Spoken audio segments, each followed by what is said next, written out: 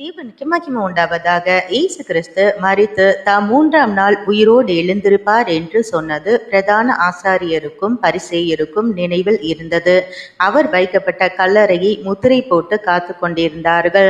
இயேசு கிறிஸ்து தாம் உயிரோடு இருக்கும் போது எவ்வளவோ இரக்கத்தையும் அன்பையும் இச்சையடக்கத்தையும், பிறரை நியாயந்தீர்க்க கூடாதென்றும் தீமை செய்யக்கூடாதென்றும் மன்னிக்க வேண்டும் என்றும், தாம் தேவனிடத்திலிருந்து புறப்பட்டு வந்தேன் என்றும், பிதாவாகிய தேவன் தன்னை பூமிக்கு அனுப்பினார் என்றும், தாம் தேவகுமாரன் என்றும் கூறியதை வேதபாரகரும் பரிசேயரும் உணர்ந்து கொள்ளாமல் 3ஆம் நாள் எழுந்திருப்பார் என்று சொன்ன ஒரு வார்த்தையை மட்டும் பிடித்து கொண்டு இயேசு கிறிஸ்துவின் சுவிசேஷம் பரவக்கூடாது என்று கல்லுக்கு முத்திரை போட்டு காத்து கொண்டிருந்தார்கள்.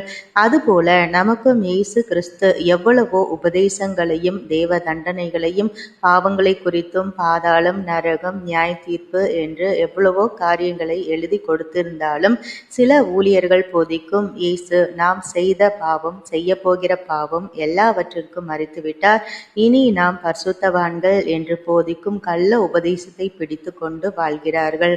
கட்டுக்கதைகளான உபதேசங்களுக்கு செவிகொடாமல் வேத சத்தியத்துக்கேற்ற உபதேசங்களை கேட்போம், அதன்படி செய்வோம். God bless you.